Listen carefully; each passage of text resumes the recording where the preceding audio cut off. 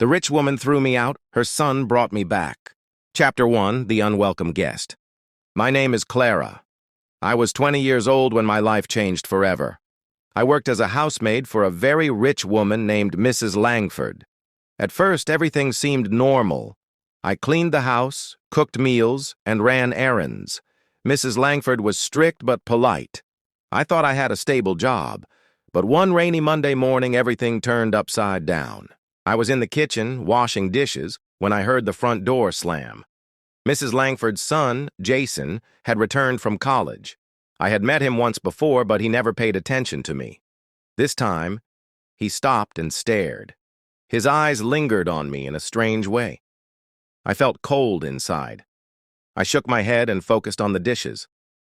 Later that day, Mrs. Langford called me into her office. "Clara," she said, "Jason told me he doesn't want you here anymore. You are too much trouble. Pack your things." I froze. My hands trembled. "But ma'am, I've done nothing wrong," I whispered. She didn't answer. She just nodded at the door.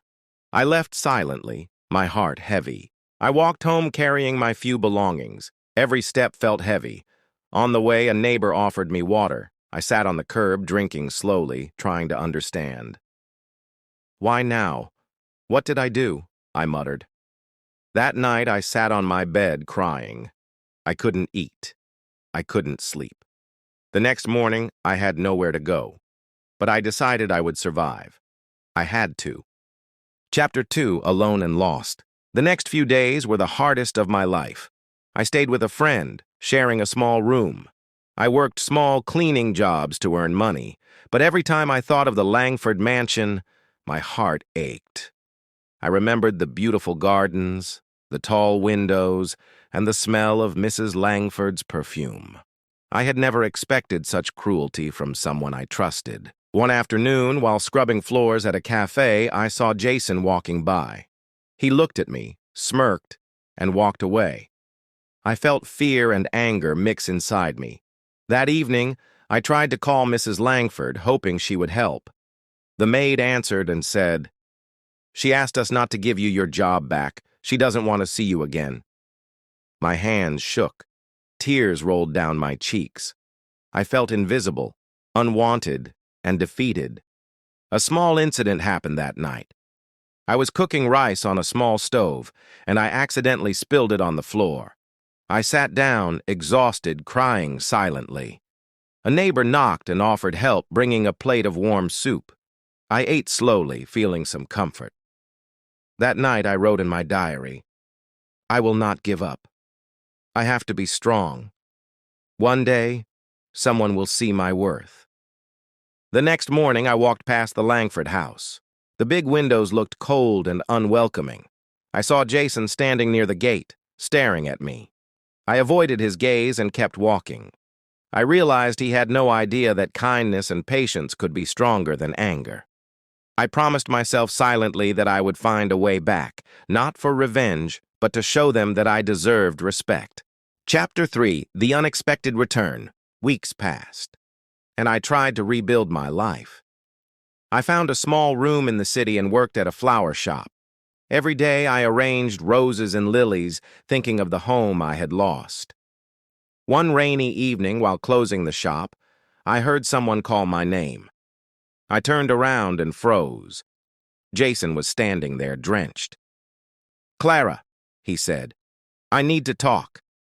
I felt a shiver of fear, but also curiosity. I stepped back.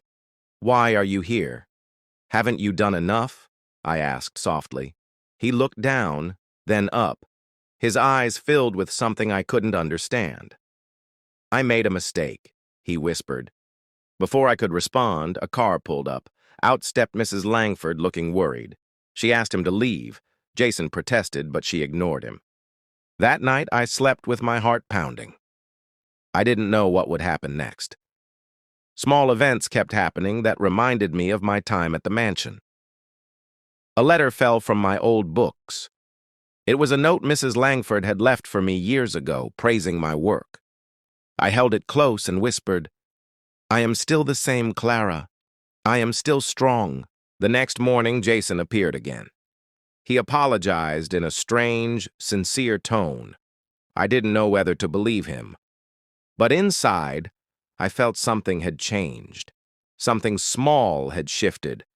The first crack in the wall he had built between us. For the first time in weeks, I felt a tiny spark of hope. Chapter 4. Secrets Uncovered. The next few days, Jason kept appearing at the flower shop. I was cautious, but I noticed he seemed different. Less arrogant, more serious. One afternoon, a small event shocked me. While arranging roses, I dropped a vase. It shattered on the floor. Jason immediately picked up the pieces, saying, "Don't worry, I will help." I stared at him, unsure whether to trust him. Later, I saw him talking to a man near the street. I recognized the man. It was Mr. Langford, his father. Jason whispered urgently, "She has every right to be here. I will fix everything." I couldn't hear the rest. My heart raced. Could he be planning to help me?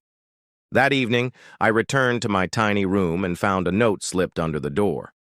It read, "Meet me by the park at midnight. I will explain everything." I hesitated. Should I go?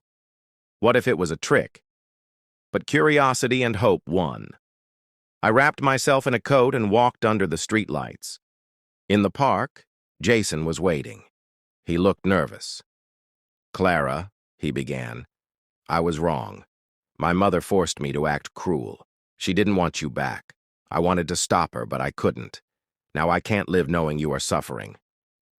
I listened, my hands trembling. The park felt cold, but his words warmed a small corner of my heart. That night, I returned home with a mix of fear and hope. Small events like a crow landing on my window, a neighbor calling out, even the rustling trees made me think maybe things were changing. Maybe, just maybe, my life would return to normal. Chapter 5. The Plan. Jason and I met secretly for several days. He told me how Mrs. Langford had lied to him, twisted every story, and made it seem I was untrustworthy. One small but important event happened when he brought flowers to the shop. He said, "I want to show her you are kind and brave." I smiled slightly, feeling the first bit of trust.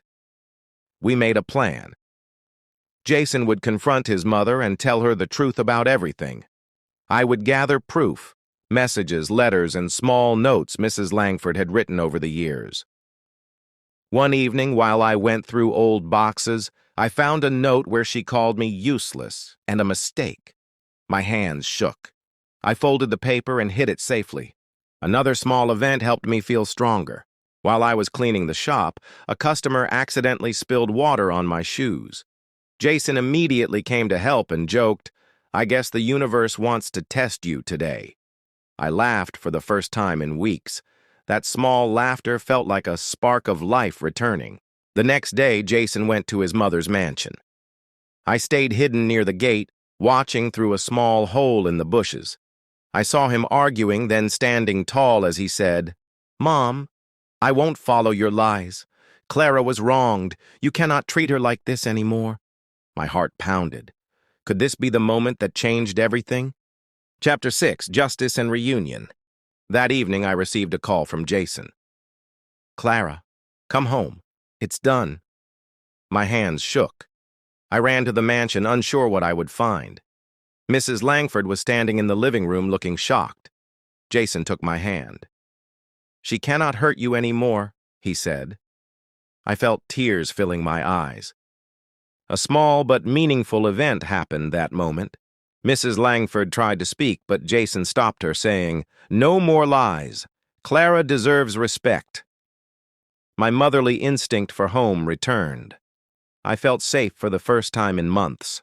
Every small detail, the smell of the polished floors, the sunlight through the windows, even the old sofa, felt warm again. That night, Jason and I sat in the garden. He apologized again for everything. I smiled softly. "Thank you for coming back," I said. Small birds chirped nearby, and the air felt light. I realized that even though pain had come, trust and courage could bring life back. From that day on, I returned to my job, but this time with respect and dignity. Mrs. Langford moved away shortly after. Jason and I became closer, but slowly, carefully. Every small moment, the first smile, the first shared laugh, even tiny acts of kindness, repaired my heart. I learned something important. People who try to destroy you may succeed for a time, but truth, courage, and a little help from those who care will always bring you back. And I will never forget how even the smallest actions, like a dropped vase, a handwritten note, or a flower, can change everything.